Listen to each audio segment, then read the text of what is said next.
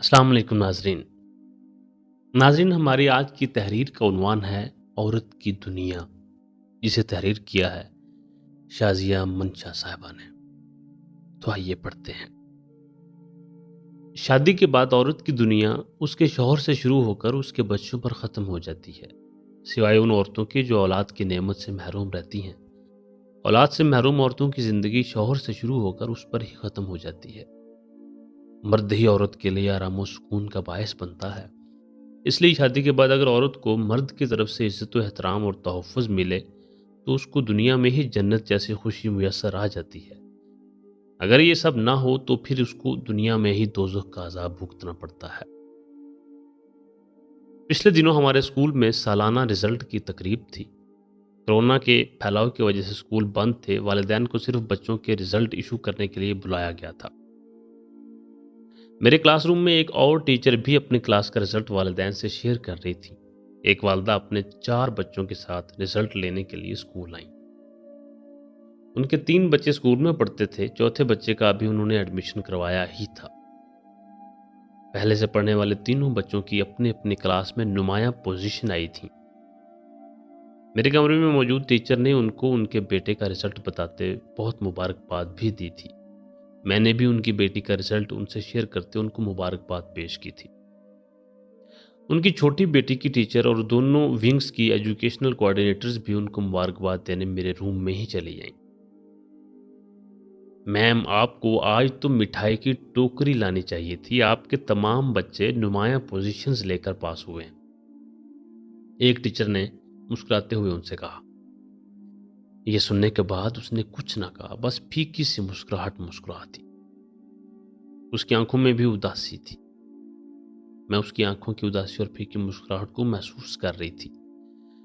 اس کا بڑا بیٹا اپنی سالانہ فائل اور پروگریس رپورٹ کے ساتھ اپنی پوزیشن دیکھ کر خوش ہو رہا تھا۔ اس کا بس چلتا تو یقیناً وہ جھوم جھوم کر اپنی خوشی کا اظہار کرتا۔ بڑی بیٹی بھی اسی طرح خوش نظر آ رہی تھی۔ کلاس ٹیچر نے ان کو پھر سے مبارکباد دی۔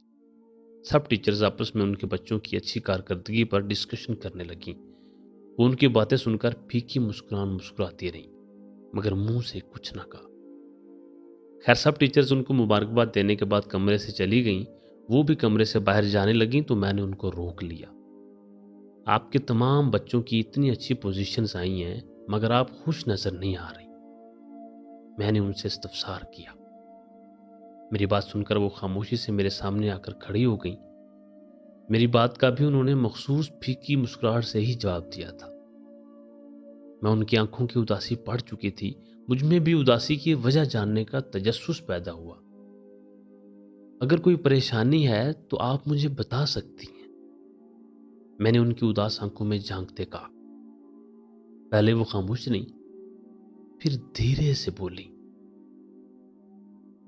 ان کے پاپا نے دوسری شادی کر لی ہے، اب وہ گھر نہیں آتے، اپنی دوسری بیوی کے پاس ہی رہتے ہیں۔ یہ سن کر میری آنکھیں نم ہو گئیں۔ مجھ میں حوصلہ نہیں تھا اس سے آگے میں ان سے کچھ پوچھتی۔ ٹیچر، میرے ابو باہر کے ملک ہوتے ہیں، وہ وہیں سے ہماری فیس ڈائریکٹ آفس میں سر کو بھجوا دیتے ہیں۔ ایک مرتبہ جب میں نے اس کی بیٹی سے اسکول فیس لیٹ ہونے کی وجہ پوچھی تو اس نے مجھے ایسا کہا تھا۔ تب بھی میرے ذہن میں یہ سوال ابھرا تھا کہ والدہ فیس کیوں آ کر جمع نہیں کرواتی، پاپا باہر سے اسکول میں کیوں بھیجتے ہیں؟ ہو سکتا ہے وہ اپنی بیوی کو پریشانی سے بچانے کے لیے خود ہی پیسے ادھر بھیج دیتے ہوں گے۔ میں نے یہ سوچ کر خود کو مطمئن کر لیا تھا، لیکن آج مجھے سارا معاملہ سمجھ آ گیا تھا۔ کیا وہ اب گھر نہیں آتے؟ میں نے ہمت کر کے ان سے پوچھا۔ نہیں۔ اس مختصر سے جواب نے مجھے اور پریشان کر دیا۔ گھرداری کیسے چلاتی ہیں آپ؟ وہ ہمیں ماہانہ خرچہ بھجوا دیتے ہیں پر خود گھر نہیں آتے۔ اس کے اگلے سوال کے جواب پر نمی میری آنکھوں میں تیرنے لگی تھی۔ میں نے اس کے چھوٹے بیٹے کے سر پر پیار سے ہاتھ پھیرا تھا۔ اللہ نے آپ کو اولاد جیسی خوبصورت نعمت سے نوازا ہے، ان کو دیکھ کر خوش ہو لیا کریں۔ اپنے ان الفاظ سے میں نے اسے تسلی دینے کی ناکام کوشش کی، مجھے الفاظ نہیں مل رہے تھے جن کو ادا کر کے میں اس کی دلی تکلیف کو کم کرنے کی کوشش کرتی۔ وہ وہاں سے چلی گئی۔ میں نم آنکھوں کے ساتھ انہیں بچوں کے ساتھ جاتے دیکھتی رہی۔ کیا قصور ہے اس عورت کا اور ان بچوں کا جن کو اس نے پیدا کیا؟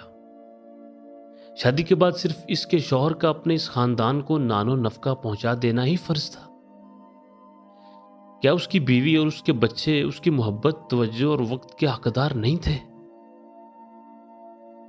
مرد کی ذات کو لے کر کئی سوالات میرے ذہن میں گردش کرنے لگے تھے۔ دوسری شادی کرنا جرم نہیں، مگر اپنی پہلی بیوی اور بچوں کو لاوارث کر دینا کہاں کی انسانیت ہے؟ دوسری عورت کو تحفظ دینے کی خاطر جو پہلے سے ساتھ منسوب ہے اس کو بے یار و مددگار چھوڑ دینا کہاں کی مردانگی ہے؟ اس عورت کی دنیا کا آغاز تو اس کے شوہر سے ہوا تھا۔ اس کے شوہر نے ہی اس کی دنیا کو ویران کر دیا تھا۔ اب اولاد ہی اس کے لیے اس کی دنیا تھی۔ نہ جانے اس دنیا سے بھی اسے کوئی خوشی نصیب ہوگی بھی کہ نہیں۔ جانے اس نے کیسے اپنے شوہر کی بے حسی پر صبر کیا ہوگا، یہ سوچ کر ہی میرے رونگٹے کھڑے ہو گئے تھے۔ سوتن کا دکھ ایک طرف، مگر شوہر کی طرف سے اتنی بیگانگی۔ ہو سکتا ہے اس سب میں عورت ہی قصوروار ہو، مگر ایک مرد اور گھر کا سربراہ ہونے کے ناطے اس کا حق نہیں تھا کہ وہ ایسے فیصلے کرتا جس سے وہ اپنی دونوں بیویوں اور بچوں میں انصاف کر پاتا۔ مرد کو اسلام 4 شادیوں کی اجازت دیتا ہے، ساتھ انصاف پر قائم رہنے کا حکم بھی دیتا ہے۔ یقین مانے اگر مرد اپنی بیوی کو وہ تمام حقوق دے جس کی وہ حقدار ہے اور اپنے تمام فرائض خوش اسلوبی سے انجام دے تو وہ مرد کی دوسری شادی کے مطالبے پر خود بخود ہی یہ کام سر انجام دے۔ مگر یہاں سب معاملہ الٹ ہی ہے۔ شادی کے بعد مرد خود بخود ایک ایسے ترازو کا محافظ بن جاتا ہے جس کے ایک پلڑے میں اس کا اپنا خاندان اور دوسرے پلڑے میں بیوی اور اس کا خاندان۔ مگر افسوس کہ مرد یہیں پر لڑک جاتا ہے، وہ دونوں ترازوؤں میں انصاف قائم نہیں رکھ پاتا، کسی نہ کسی طرح اس کا جھکاؤ کسی ایک پلڑے پر ہی رہتا ہے۔ مرد کی یہی غلطی کا خمیازہ کئی لوگوں کو بھگتنا پڑتا ہے۔ مرد یہاں تو انصاف قائم نہیں کر سکتا، سب کو لڑتا مرتا چھوڑ کر راہ فرار حاصل کر لیتا اور پھر بزدلوں کی طرح کسی دوسری عورت کے آنچل میں جا کر چھپ جاتا ہے۔ یقیناً سب مرد ایسے نہیں، مگر جو ایسا کرتے ہیں وہ مرد حضرات ہی ہیں۔ بس ایک التجا ہے، جس عورت کی دنیا کا آغاز آپ سے ہو اس کی دنیا تباہ و برباد مت کریں۔ یہاں اپنی عورت کو جنت جیسا سکون دیں تاکہ بدلے میں اللہ تعالیٰ آپ کو جنت میں 70 حوروں کے انعام و اکرام سے نواز سکے۔ اللہ تعالیٰ ہم سب کو اپنے حفظ و امان میں رکھے، آمین۔